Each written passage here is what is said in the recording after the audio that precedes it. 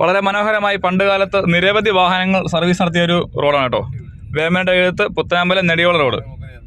MLAയുടെ നിരവധി സമയത്തുള്ള വാഗ്ദാനങ്ങളെല്ലാം വെള്ളത്തിലൊഴുകുന്ന വാക്കായിപ്പോയി. ഇപ്പോഴും ഫണ്ട് കിട്ടിയിട്ടുണ്ടെന്നൊക്കെ പറയുന്നതല്ലാതെ റോഡിലൂടെ നടക്കാൻ പോലും പറ്റാത്ത അവസ്ഥയിൽ വളരെ ശോചനീയമായ അവസ്ഥയാണ് ഈ റോഡിനുള്ളത് കേട്ടോ. നമ്മൾ വോട്ട് ചോദിക്കുമ്പോൾ മാത്രം MLA കാണുന്ന അവസ്ഥ മാറ്റി ദയവ് ചെയ്ത് അധികാരികൾ ഞങ്ങൾക്ക് ഈ റോഡ് സഞ്ചാരയോഗ്യമാക്കി തരണം കേട്ടോ.